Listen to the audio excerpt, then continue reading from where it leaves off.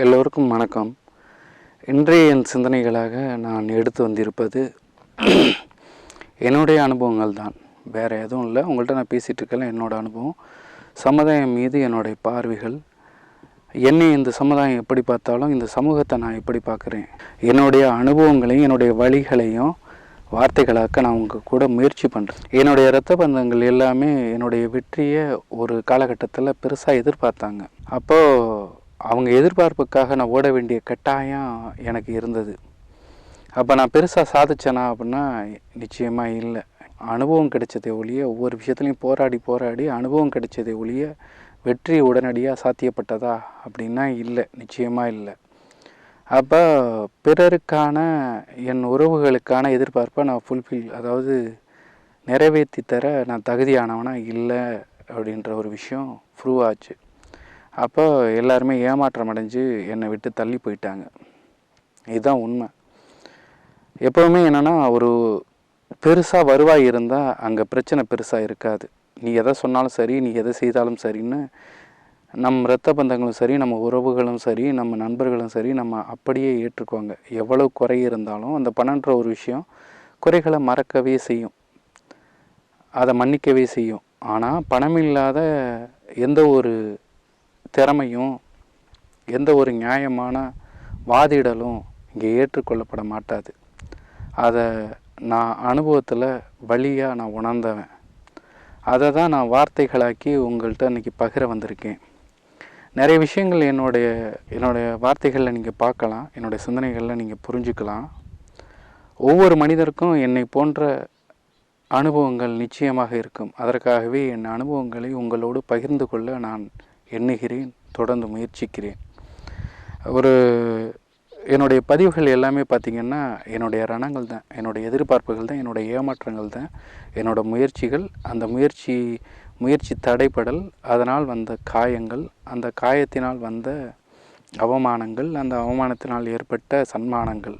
அதுதான் என்னுடைய சன்மானம் என்னவென்றால் அனுபவங்கள்.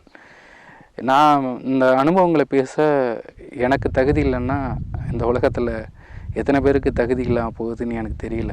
ஏன்னா நான் பட்ட வலியும் வேதனையும், நான் பார்த்த பலவிதமான பார்வைகளும் என்னை பேசுன்னு விரட்டிகிட்டே இருக்குது இத்தனை ஆண்டுகளாக. ஆனால் சரியான களம் வரட்டும், அதுக்கப்புறம் நாம் எடுத்து வைப்போம். நம்ம பெருசாக பேசி நம்மளை அடையாளப்படுத்திக்க நான் விரும்பலை ஒரு காலகட்டம் வரைக்கும். அப்புறம்தான் புரிஞ்சுட்டேன், இந்த சமூகம் பன்முகம் கொண்டது. எல்லாருக்குமே இன்னொரு முகம் என்ன அப்படின்ற பார்க்கணுன்ற ஆவல் எல்லாருக்கும் இருக்கான இல்லை. அது எங்கே இருக்குது? பன்முகம் கொண்ட அந்த சமூக பார்வையை பன்முகம் கொண்டதாக எங்கே பார்க்கலான்னா திரையில் பார்க்கலாம். ஏன்னா என்னை போன்ற கற்பனைவாதிகள், என்னை போன்ற சிந்தனைவாதிகள், என்னை போன்ற திரைக்கலைஞர்கள், இயக்குனர்கள், கதாசிரியர்கள், இலக்கியவாதிகள், கவிஞர்கள் பாடல்களாக, கவிதைகளாக, கவிதை தொகுப்புகளாக வழிகளை வார்த்தைகளாக்கி பலவிதமான ஒரு கேரக்டர்களை, பலவிதமான கதாபாத்திரங்களை நமக்கு திரையில் வடிவமைத்து தந்து கொண்டு இருக்கிறார்கள். அவர்கள் தந்து கொண்டு இருந்தாலும் அதை புரிந்து கொள்ள எல்லோரும் முயல்கிறோமே என்றால் நிச்சயமாக இல்லை.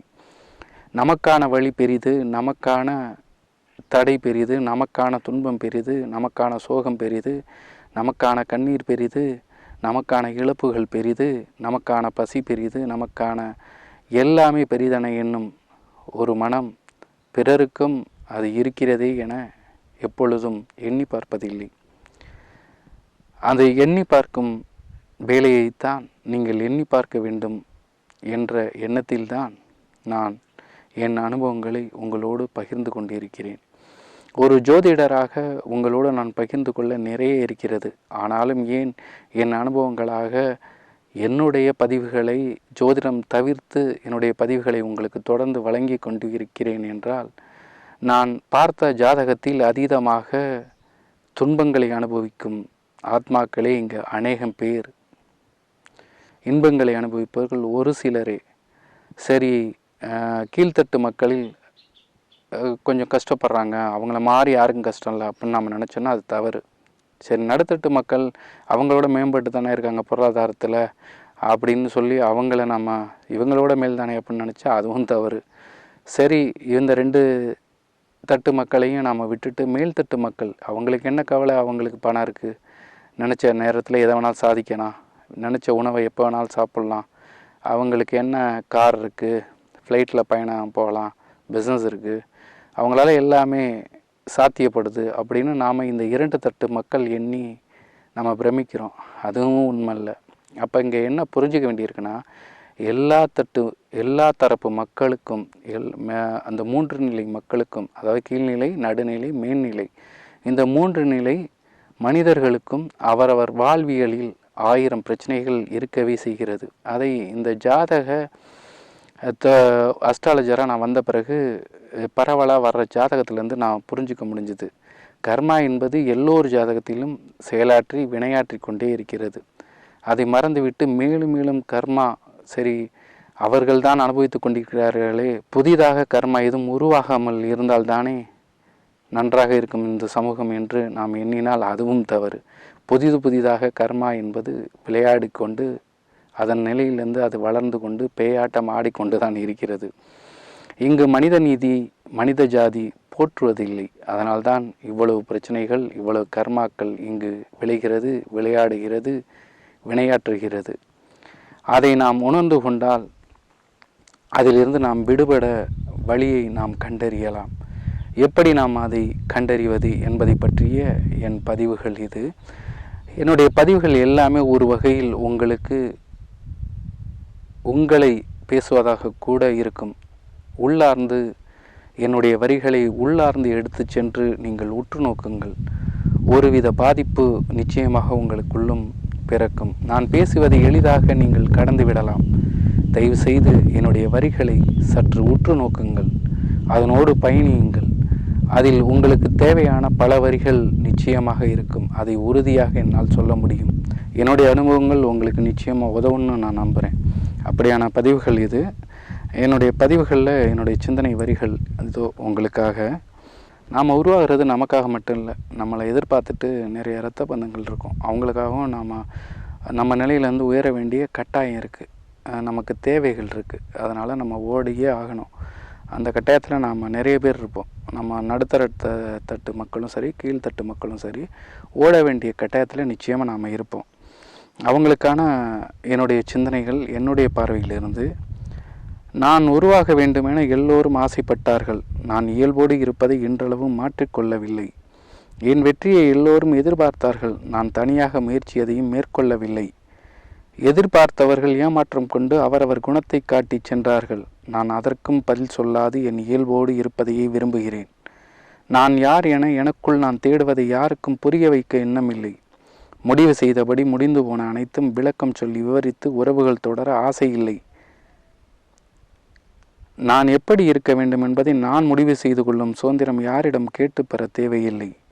நான் எப்படி இருக்கிறேனோ அப்படியே ஏற்றுக்கொள்பவர்கள் எனக்காக இருந்தால் போதும். பிறரை திருப்திப்படுத்தி வாழும் கட்டாயம் எனக்கு இல்லை. அப்படி வாழ்வதை நானும் விரும்பவில்லை. இன்று நலம் விசாரித்தால் நாளை நம்மை நலம் விசாரிப்பார்கள் என்று எதிர்பார்ப்போடு நான் யாரையும் நலம் கேட்க விரும்பவில்லை. எனக்காய் தோன்ற வேண்டும். எதிர்பார்ப்பற்று நான் எப்பொழுதும் இயங்க வேண்டும். கட்டாய அழுத்தம் என்பதை என் மீது யாரும் செய்தால் அதை நான் ஏற்பதும் இல்லை, எப்பொழுதும் அதை நான் விரும்புவதும் இல்லை. என்னை நான் செயல்படுத்த கடமைப்பட்டவன். பிறப்பை அர்த்தமுள்ளதாக்கி மரணம் வந்தாலும் மகிழ்வுடன் ஏற்றுக்கொள்ள காத்திருப்பவன். பணம் என்பதை தேவைக்கு கேட்டு நானும் உழைப்பவன்தான். என் உழைப்பை திருடி கொழுத்து போன எத்தனை மனித மிருகம் கடந்து வந்திருக்கிறேன் என்பதை அறிந்து கொள்ளும் போது அதிகம் எனக்காக இரக்கம் கொள்வீர்கள். உறவுகள் என்பது உதாசீனம் செய்யப்பட வேண்டியதே. அப்படியான உறவுகளையே என் இரத்த பந்தங்கள் உறவாக வைத்திருந்தது.